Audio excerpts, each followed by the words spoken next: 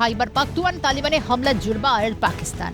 এই আবহে বালুচিস্তান নিয়ে কপালে চিন্তার ভাঁজ পড়েছে পাক সরকারের কর্তা ব্যক্তিদের মধ্যে। সূত্রের খবরে উত্তাল পরিস্থিতির মধ্যে বালুচিস্তান থেকে বিস্ফোরণের খবর সামনে এসেছে। এই ঘটনায় পাক সেনার বেশ কয়েকজন আধিকারিকের মৃত্যু হয়েছে বলে জানা গিয়েছে। পাশাপাশি বালুচিস্তান লিবারেশন আর্মির সক্রিয়তায় ঘুম উড়েছে পাক সেনা কর্তাদের।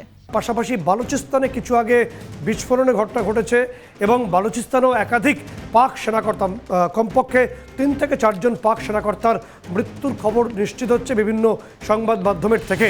এই হেন পরিস্থিতিতে আফগানিস্তানের চিকেন নেক বলে পরিচিত ওয়াখান করিডোরে নজর পাকিস্তানের। প্রসঙ্গত এই ওয়াখান করিডোরের সঙ্গে তাজিকিস্তান, চীন, ভারত সহ একাধিক দেশের স্বার্থ জড়িয়ে রয়েছে। তাই এই ওয়াখান করিডোরে নিজেদের আধিপত্য বিস্তার করে তালিবানকে চাপে ফেলতে চাইছে পাকিস্তান। যদিও পাক বাহিনীর যে কোনো রকম প্ররোচনাকে রুখতে তৈরি রয়েছে ভারত।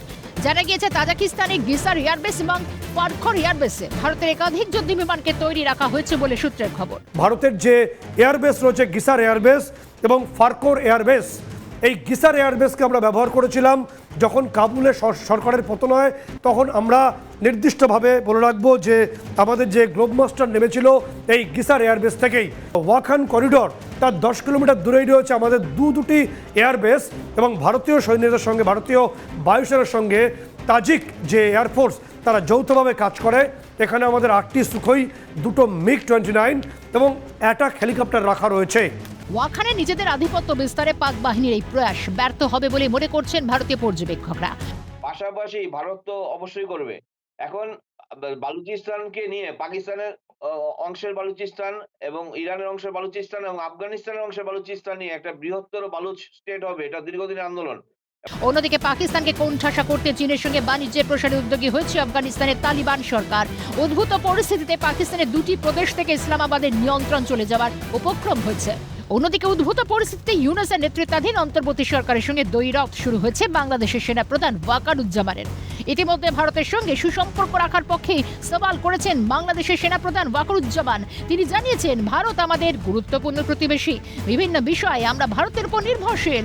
বাংলাদেশের জনগণ এরকম ভাবার কোনো কারণ নেই যে ভারত আমাদের ওপর কর্তৃত্ব ফলাচ্ছে, যা দেশের স্বার্থের পরিপন্থী। সম্প্রতি এই আবহে বাংলাদেশের আইজি পদমর্যাদা 3 জন পুলিশ আধিকারিককে সরিয়ে দেওয়া হয়েছে বলে সূত্রের খবর। পড়শি দেশের এই সাম্প্রতিক ঘটনাক্রমের জেরেই কি সুর বদল বাংলাদেশ সেনাপ্রধানের? সামরিক বাহিনী বর্তমানে বুঝতে পেরেছে তদারকি সরকার তাদেরকে ভুল পথে পরিচালিত করতে চাইছে।